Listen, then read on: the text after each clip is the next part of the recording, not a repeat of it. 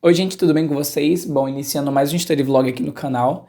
Eu dei início a essa, então, série de vídeos aqui, estudando com vocês. E o livro escolhido, então, foi o Mutações da Literatura do século XXI. E como tinha sido decidido lá pelo Instagram, coloquei uma enquete e a maioria dos votos foram para que eu fizesse, então, vídeos para cada um dos capítulos separadamente e não uma resenha no geralzão. Então, se você perdeu essa informação, talvez você não me siga lá no Instagram, vou deixar aqui na tela. É um story vlog mais curto, provavelmente, porque o capítulo aqui só vai ter 5 páginas, se eu não me engano. O primeiro episódio tinha sido, então, a leitura da apresentação e também a leitura do primeiro capítulo. Então, por isso que ficou aí uns 16 minutos. Bom, o que está acontecendo no mundo? Hoje é dia 23 de março, são 4 horas da tarde. E há pouco tempo, acho que mais ou menos 1 hora, quase 2 horas atrás, o nosso excelentíssimo presidente acabou revogando, então, a própria lei que ele tinha assinado juntamente com outros, políticos durante a madrugada, né, para resumir a história, caso você não tenha visto isso, de que os trabalhadores ficariam sem receber o salário por 4 meses, enfim, dentre várias diretrizes que tinham sido assinadas, né?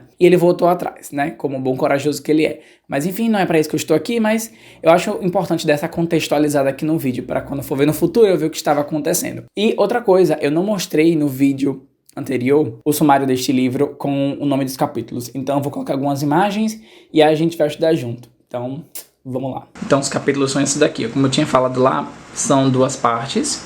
A primeira, então, é Mutações Literárias e Culturais. Gente, minhas unhas estão horríveis, enfim.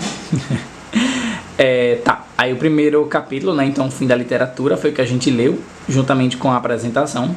Aí o capítulo de hoje, inclusive, é o 2, a literatura na cultura contemporânea. Aí nós temos, existe uma literatura pós-moderna? Literatura como herança, a crítica literária, o ensino da literatura.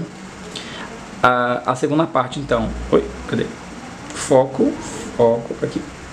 A segunda parte, narrativas contemporâneas, nós vamos ter, então, a nova teoria do romance. Capítulo 8, metaficção e intertextualidade. 9, os escritores como personagens de ficção. Os espectros da modernidade literária, a volta do romanção e a autoficção e os limites do eu. Seguindo para a ficção distópica e o último capítulo, a literatura exigente, com a conclusão e as notas, enfim. Então é assim que está dividido os capítulos deste livro. Então, gente, eu espero que não esteja saindo muito barulho do ventilador, porque realmente não tem como ficar nesse quarto com as luzes acesas e não tá morrendo de calor, enfim. Então, como vocês já sabem, pelo título também, nós iremos ler então o capítulo 2, a literatura na cultura contemporânea. Eu tô pensando hoje, se der tempo, eu fazer então um resumão do primeiro capítulo, que eu não fiz no outro vlog, inclusive, kkk, para poder então fixar alguns conceitos. Eu estava até relendo ontem alguns trechos do primeiro capítulo que, diga-se de passagem, eu já anotei e marquei muita coisa, e eu não estava lembrando já, né, porque memória não trabalhamos. Mas enfim.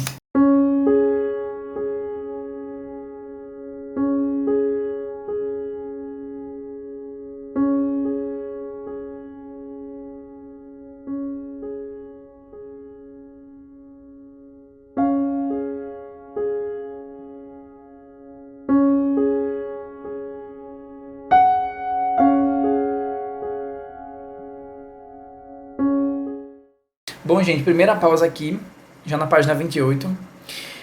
Ele está falando de literatura contemporânea, na cultura contemporânea, e aí a autora vai citar esse estudioso chamado Tidjane, né? Vou deixar na tela. E ele fala como o molde de literatura, ele se modifica não por desenvolvimento, e sim por saltos. O que é que ele está querendo dizer? Que a cultura, ela é um fator fundamental para que a literatura em si consiga se alterar, o que eu concordo. E ele fala que a arte encontra seus novos fenômenos na vida social, em função de mudanças de costumes ou de técnicas. Pode ocorrer uma literarização da vida social. A conclusão desse formalista que leva em conta a história é impecável. O autor está falando aqui também, né, esse estudioso, que o que a gente conhece hoje como literatura, dentro dessa nossa cultura, pode ser alterada durante o tempo. Então ele usa o exemplo da carta. Como a carta, no início do século XX, era apenas intitulada como um documento. Não era considerado, de certo modo, literatura. E a gente sabe que esse conceito hoje se alterou, principalmente quando a gente parar para pensar em essas coletâneas que a gente vê por aí de apenas troca de cartas, né? Isso costuma acontecer muito em livros de filosofia, livros de autores que nasceram em um país e que porventura tiveram que se mudar para outros, né? Então essa troca de correspondência entre um país e outro se faz então presente e reafirma esse conceito de que as cartas são sim então literatura.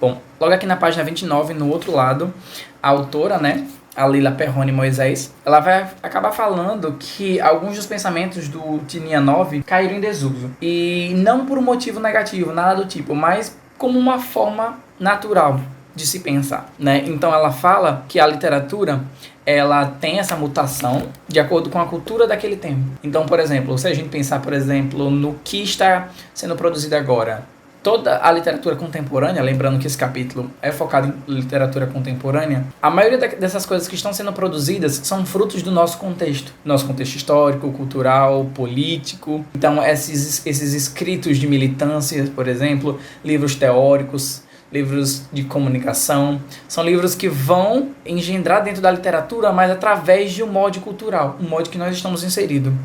E isso não era tão pensado no início do século XX, de acordo com a autora, né? Bacana a gente pensar nisso.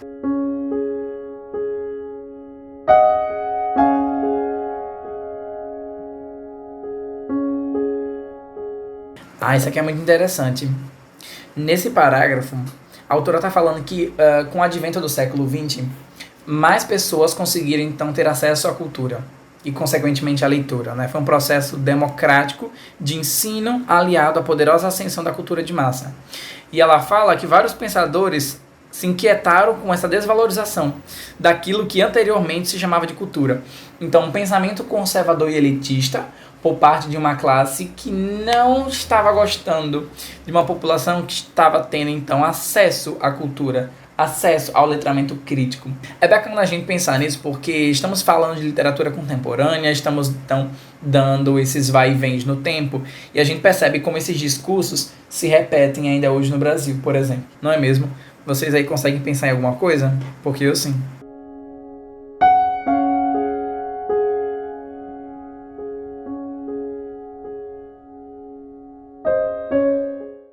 Bom, aqui na página 30, a gente teve uma certa ligação com o que acabamos de falar sobre discursos elitistas. Por quê? Uma coisa pesada a se pensar. Olha, acompanhe aqui comigo. O século XX, todo mundo sabe que foi um dos grandes séculos de invenção, de desenvolvimento da cultura, da ciência, da arte, blá blá blá. E por mais que a gente tenha esse pensamento, de certo modo, otimista, de que mais pessoas estariam, então, tendo acesso a essa cultura, essa leitura, as pessoas que tinham e detinham conhecimento superior, no sentido de ter condições e tudo mais, a galera que era da elite, começaram a rever os conceitos de cultura. E isso é uma forma de afastar a população burguesa que estava tendo acesso, porque esses conceitos que até então ela não conhecia, ela passou a ter, já foram se alternando. Então é um modo educado de afastar e de excluir.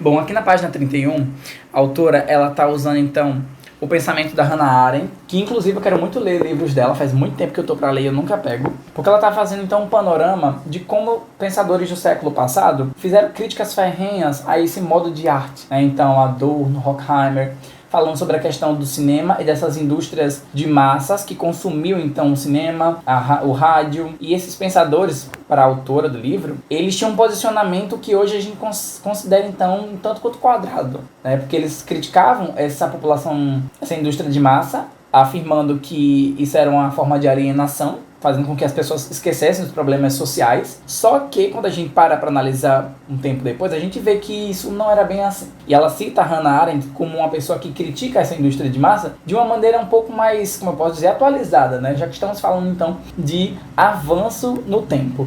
E aí ela cita, né, um pensamento da Arendt em relação a esse homem chamado Clemens von Brentano, onde ele criou essa palavra filisteísmo, designando então as pessoas que possuíam uma mentalidade que julgava todas as coisas em termos de utilidade imediata. Vocês conseguem pensar em alguém que tem uma mentalidade imediatista, que se não tiver que quando está pensando em macro, se não tiver uma decisão prática para agora, as coisas não funcionam e desvalorizam a cultura e a arte? Então, porque ela continua. Mas pior do que isso, segundo ela, foi a apropriação progressiva da cultura pelos filisteus, neste contexto, nos séculos seguintes, como um meio de promoção social e de status. Então, se você pensar em política, gente, eu sempre estou voltando nesse ponto porque não tem como não lembrar. Desculpa. E eu faço jornalismo, me incomoda. Você vê essas coisas sendo utilizadas para uma promoção própria, né? O uso dessa cultura de comunicação, enfim.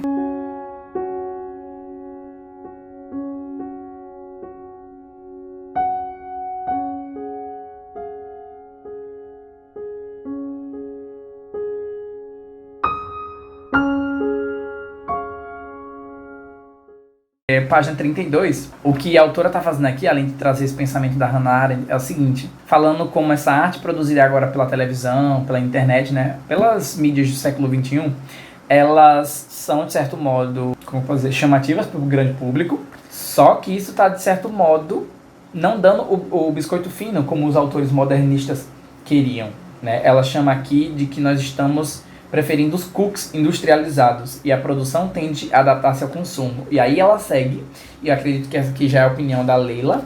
Ela fala o seguinte: para que a literatura chegue ao grande público, promovendo eventos literários, salões de livros, festas de premiação, nos quais autores e obras são apresentados como espetáculo, os objetivos desses eventos são, sem dúvidas, legítimos e justificados. Entretanto, o público numeroso que frequenta esses eventos parece incluir menos leitores de livros do que meros espectadores e caçadores de autógrafo. KKK. Esse parágrafo aqui, da página 33, a autora, ela tá falando sobre a questão dos discursos elitistas mais uma vez. Mas aqui ela tá trazendo para o contexto de hoje. Então, ela fala sobre as pessoas que possuem uma visibilidade na mídia, e aí você entenda como quiser, conseguem então ter uma melhor venda dos seus produtos culturais. No caso, seus livros. E tá tudo bem, eles defendem isso. A própria Leila Perrone acha ok, e a Hannah também. Só que o que acontece? Quando ela fala aqui das pessoas que têm discursos elitistas e conservadores, qual é o ponto que ela quer chamar? Ela fala assim, ó: ora, a conservação é uma atitude inerente aos conceitos de cultura, de arte e de educação. Porque, beleza, você pode ter um pensamento mais conservador em se tratando de cultura e de arte. Só que o problema é que ela continuou: trata-se da conservação não como imobilismo e fechamento ao novo, mas como conhecimento da tradição, sem a qual não se pode avançar. Quis trazer para vocês essa quote, porque eu já vi muito por aí, eu já peguei até umas discussões com uma galerinha aí, pessoas com uns discursos conservadores em se tratando de literatura, que particularmente me incomoda, sabe? Então, aquela galera que ainda tem, preguiça, essa coisa de, livros clássicos te faz um leitor melhor, crítico, incrível, literatura jovem adulto ou apenas romances, você é um leitor de merda. Eu realmente, e assim, é nesse nível, sabe? Eu realmente acho isso de um pensamento raso e reduzido muito alto, porque você está diminuindo uma das possibilidades que a literatura tem, em detrimento de um gênero a outro. Eu, particularmente, odeio qualquer tipo de pensamento conservador, e para a literatura também não vai ser diferente.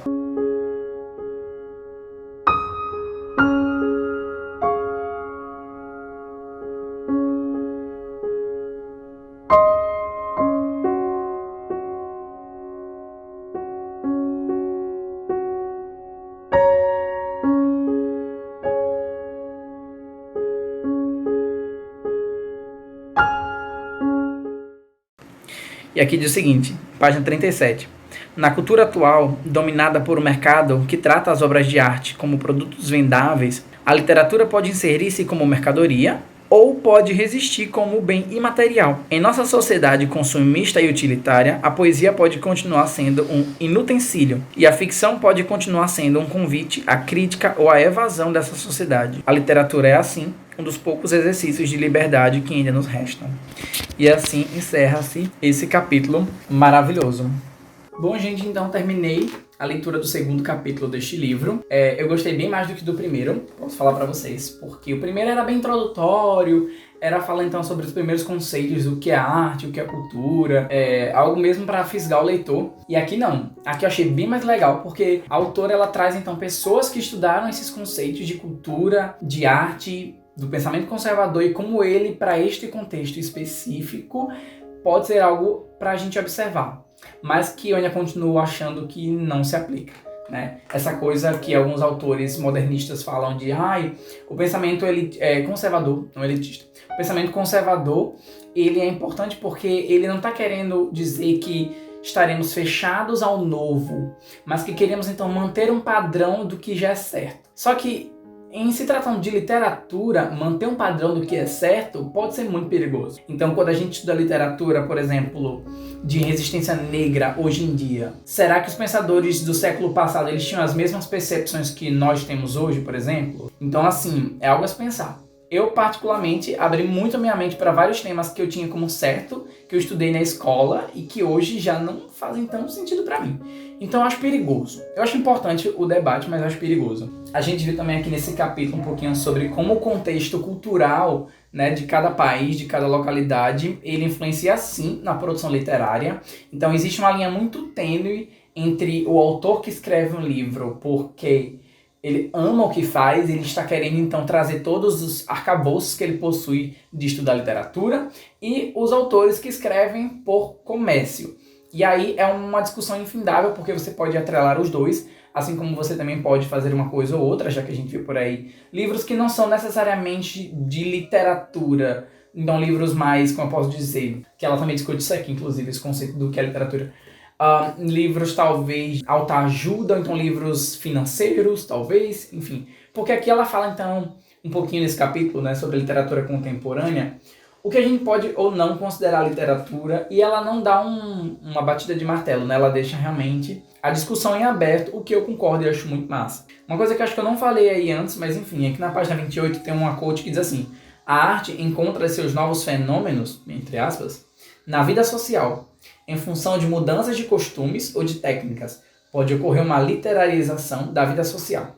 Então é isso, né? Então o que a gente vê hoje na nossa literatura contemporânea, dentre as várias produções, são literaturas de cunhos sociais, então literaturas que visam falar sobre a realidade de tais povos, né? Então de pessoas negras, de pessoas indígenas, da comunidade LGBT. Eu acho que é bacana a gente fazer essa reflexão, né? O que está sendo produzido agora na nossa literatura contemporânea.